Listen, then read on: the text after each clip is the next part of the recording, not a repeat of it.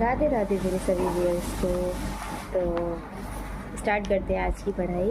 वही science class 6 और chapter है हमारा 6 और 7। ठीक है, आज मैं बहुत सारे चैप्टर्स करूँगी, ज़्यादा से ज़्यादा करने की कोशिश करूँगी क्योंकि इसमें ना 15 या 16 के समथिंग चैप्टर हैं। तो मैंने आज 6 और 7 चैप्टर लिया है। तो इसका नाम है changes around us and getting to know plants.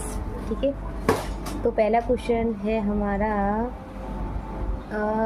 कौन से बदलाव को फिर से वापस उसी तरह बनाया जा सकता है। तो वो है चीनी का जल में घुलना, इसको वापस वैसे ही बनाया जा सकता है। ठीक है, अच्छा कौन सी सर्व है। नींबू जो है ना वो सर्व होता है, सर्व में आता है। अच्छा, यदि किसी पादप की जड़ें रेशेदार है तो उनकी पत्तियों में किस तरह का सिरा विन्यास होगा। तो होगा समानांतर सिरा विन्यास। ठीक है, किस तरीके का होगा, समानांतर सिरा विन्यास। अच्छा, कौन सी पत्तियों में जालीदार सिरा विन्यास होता है। धनिया में। ठीक है ना, धनिया में जालीदार सिरा विन्यास होता है। और मतलब जो धनिया की जो पत्तियां हैं वो जालीदार सिरा विन्यास होता है ना, तो उनकी जड़ें कैसी होती हैं, धनिया की मूल जड़ होती है। ठीक है ना, मूल जड़। अच्छा जिन पादप की पत्तियों में समानांतर सिरा विन्यास होगा उनकी जड़ें कैसी होंगी, वो रेशेदार जड़ें होंगी उनकी। ठीक है, रेशेदार जड़ें। ठीक है, अच्छा जिन पादप में मुख्य जड़ ना हो वह सभी जड़ें एक जैसी दिखाई देती हैं, उन जड़ों को क्या कहते हैं, उनको कहते हैं रेशेदार जड़ें। ठीक है, जो सभी जड़ें एक जैसी दिखाई देती हैं ना तो उन्हें बोलते हैं रेशेदार जड़ें। ठीक। अच्छा, पत्तियां सूर्य के प्रकाश, क्लोरोफिल तथा जल तथा कार्बन डाइऑक्साइड की उपस्थिति में अपना भोजन बनाती हैं। तो ये क्या कहलाता है, ये तो सिंपल है, प्रकाश संश्लेषण यानी फोटोसिंथेसिस। ठीक है, ये कहलाता है। ठीक है, पत्ते का वह भाग जिसमें पत्ता तने से जुड़ा होता है क्या कहलाता है, वो कहलाता है पेटियोल। पेटियोल। ठीक है ना, पत्ते का वह भाग जिससे पत्ता तने से जुड़ा होता है तो वो वाला भाग क्या कहलाता है, पेटियोल कहलाता है। ठीक है, और पत्ते का वह भाग जो चौड़ा व हरा होता है तो वो क्या कहलाता है, वो कहलाता है लैमिना। ठीक है, क्या कहलाता है, वो लैमिना कहलाता है। ठीक। अच्छा, फिर है पत्ते व सिराओं द्वारा बनाया गया डिज़ाइन क्या कहलाता है, पत्ती सिरा विन्यास कहलाता है। ठीक है ना, पत्ते पर सिराओं द्वारा बनाया गया डिज़ाइन क्या कहलाता है, पत्ती सिरा विन्यास। अच्छा, अब आता है आपका चैप्टर 8। क्लास तो वही है 6 और चैप्टर 8 आता है, वो 6 और 7 एक ही था। अच्छा, हमारे शरीर में ऐसे कौन से जॉइंट्स होते हैं जो सभी दिशाओं में घूमने में मदद करते हैं। तो उन जॉइंट्स का हमें नाम बताना है। तो वो होते हैं बॉल व सॉकेट जॉइंट्स। ये कहाँ पर पाए जाते हैं, ये कंधे पे पाए जाते हैं। हम अपने हाथ को हर जगह हर मूवमेंट में घुमा सकते हैं ना। तो जो बॉल और सॉकेट्स वाला जॉइंट्स है ना वो हमारे शोल्डर पे पाया जाता है, कंधे पे। ठीक है ना, ये वाला। अच्छा, इसके बाद है हमारी गर्दन, जहाँ पर सिर के साथ जुड़ी होती है वहाँ पर कौन सा जॉइंट होता है, तो वो होता है पिवोटल जॉइंट्स। पिवोटल जॉइंट्स होता है। ठीक है ना, कौन सा जॉइंट्स होता है, जो जहाँ हमारी गर्दन जहाँ पर सिर के साथ जुड़ी होती है वो कौन सा जॉइंट्स होता है, हमारे पिवोटल जॉइंट्स होता है। ठीक है ना, पिवोटल जॉइंट्स होता है। ठीक। अच्छा, हमारी कोहनी में कौन सा जॉइंट्स होता है, तो हमारी कोहनी में होता है हिंज जॉइंट्स होता है। ठीक है ना, कौन सा जॉइंट्स होता है, हिंज जॉइंट्स। ठीक है, हमारे ऊपरी जबड़े तथा बाकी सिर के मध्य में कौन सा जॉइंट्स होता है, वो होता है स्थिर जॉइंट्स। ऊपरी जबड़े और सिर के मध्य में कौन सा जॉइंट्स होता है, ये होता है हमारा स्थिर जॉइंट्स। ठीक है। हमारी कलाई कई छोटी छोटी हड्डियों से मिलकर बनी है, इन्हें क्या कहते हैं, इन्हें कहते हैं कार्पल। क्या बोला जाता है इनको, कार्पल। हमारी जो कलाई है ना वो छोटी छोटी हड्डियों से मिलकर बनी है, तो इनको हम क्या बोलते हैं, इसको हम बोलते हैं कार्पल। ठीक है। हाँ। अच्छा, छाती की हड्डियाँ व रीढ़ की हड्डी को एक साथ जोड़ने वाली हड्डियाँ एक बॉक्स बनाती हैं, तो ये क्या कहलाता है, ये बॉक्स रिब पिंजरा कहलाता है, रिब केज। ठीक है ना, रिब पिंजरा। अच्छा, हाँ, हमारी छाती के हर तरफ कुल कितनी पसलियाँ हैं, तो 12। ठीक है ना, 12 पसलियाँ हैं। हमारा कशेरुक दंड कई छोटी छोटी हड्डियों से मिलकर बनी है, जिसे कशेरुकाएँ कहते हैं। हमारे कशेरुक दंड में कितनी कशेरुकाएँ हैं, 33। ठीक है ना, हमारे पेट के निचले हिस्से की बंद हड्डियां, वह भाग जहाँ पर हम बैठते हैं, इन हड्डियों को क्या कहते हैं, इनको बोलते हैं पेलविक हड्डियाँ, ठीक है ना। हाँ, पेलविक हड्डियाँ बोलते हैं इनको, ठीक है ना। क्या बोलते हैं इनको? पेलविक हड्डियाँ, इनको पेलविक हड्डियाँ कहा जाता है। अच्छा, हमारे कान का ऊपरी भाग किससे बना होता है? उपास्थियों से बना होता है हमारा, ठीक है ना। कार्टिलेज बोला जाता है जिसको इंग्लिश में। तो हमारे जो कान का ऊपरी भाग है वो किससे बना होता है? तो वो बना होता है उपास्थि से, ठीक है ना। हाँ, एक केंचुए में कितनी हड्डियाँ होती हैं? केंचुए और घेंगा में एक भी हड्डी नहीं होती है, ठीक है ना। केंचुए और घेंगा में एक भी हड्डी नहीं होती है, 0, ठीक है। अच्छा, मछली की शरीर की बनावट क्या कहलाती है? तो वो कहलाता है सुव्यवस्थित शरीर, है ना। हाँ। अच्छा, गेट ऑफ एनिमल्स नामक पुस्तक किसने लिखी थी? अरस्तु ने लिखी थी, ठीक है। कौन सी बुक है? बुक का नाम क्या है? गेट ऑफ एनिमल्स, ठीक है। ये बुक किसने लिखी थी? अरस्तु ने लिखी थी। अच्छा, अंतर्राष्ट्रीय योगा दिवस ये सबको पता है 21 जून को मनाया जाता है, ठीक है ना। तंत्र का अध्ययन क्या कहलाता है? तो वो कहलाता है ऑस्टियोलॉजी, ठीक है ना, ऑस्टियोलॉजी। अच्छा, मानव शरीर में कुल कितनी हड्डियां होती हैं? 206।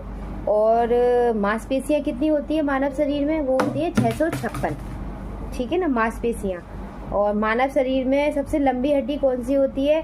तो वो होती है फीमर, जो जांघ में पाई जाती है ना, जो हमारी थाई पर होती है, ठीक है। अच्छा, मानव शरीर में सबसे छोटी हड्डी कौन सी होती है? स्टेपिस, जो कनपट्टी पे होती है ना, हमारे टेम्पल पे, वो सबसे छोटी हड्डी होती है, स्टेपिस बोला जाता है। हमारे शरीर में कॉन्ड्रियोसाइट कहाँ पाए जाते हैं? उपास्थि में पाए जाते हैं, ठीक है ना। हमारे शरीर में महारंध्र जो एक द्वारक है वो कहाँ होता है? वो होता है स्कर, यानी कपाल में, ठीक है ना। मनुष्य की खोपड़ी में कुल कितनी हड्डियाँ होती हैं? तो वो होती हैं 22। मनुष्य की खोपड़ी में कुल कितनी हड्डियाँ होती हैं?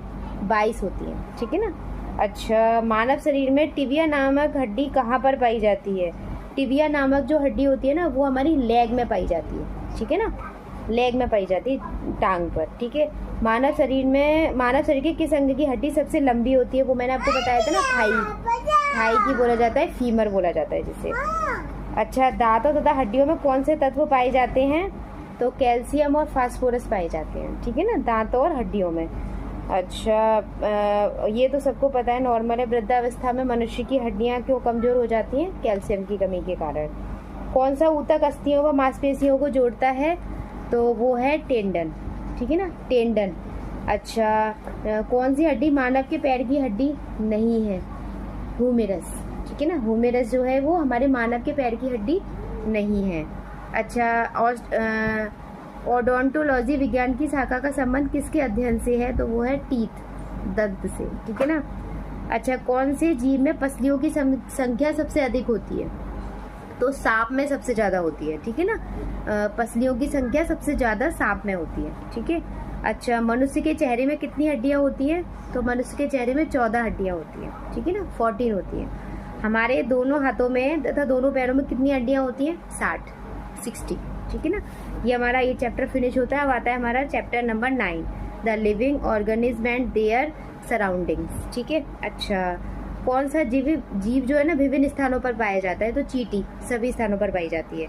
कौन से जानवर को पसीना नहीं आता है? कैमल, ऊंट को पसीना नहीं आता। अच्छा, कौन से जानवर में गलफड़े नहीं होते, यानी गिल्स नहीं होते हैं? तो डॉल्फिन और व्हेल में नहीं होते हैं, ठीक है ना। अच्छा, किसमें रेस्पिरेशन नहीं होता है? तो सभी में रेस्पिरेशन होता है, जैसे गेहूं है, केचुआ है, बिल्ली है, इनमें सब में रेस्पिरेशन होता है। तो अच्छा, कैक्टस में सामान्यतः प्रकाश संश्लेषण किस भाग में होता है? स्टेम में, तने द्वारा, ठीक है ना, प्रकाश संश्लेषण तने द्वारा होता है। अच्छा, केचुआ सांस कहाँ से लेता है? तो जो केचुआ सांस लेता है ना वो स्किन से लेता है, त्वचा से सांस लेता है, ठीक है। अच्छा, जो पादप व जंतु जमीन पर रहते हैं उन्हें कहाँ पर रहने वाला कहा जाता है? स्थलीय हैबिटेट। क्या कहाँ पर रहने वाला कहा जाता है? स्थलीय हैबिटेट। अच्छा, पादप व जंतु जिस हैबिटेट में रहते हैं वो इसके क्या हैं? बायोटिक कंपोनेंट, ठीक है ना, क्या है? बायोटिक कंपोनेंट, है ना।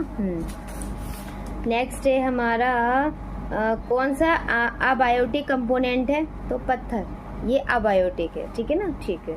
अब हमारा आता है chapter 10, motion and measurements of distance, ठीक है। लंबाई जो है एसआई का मात्रक क्या है?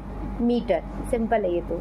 अच्छा 1790 में किस देश ने मीट्रिक सिस्टम नामक पैमाने की एसआई मात्रक की शुरुआत की?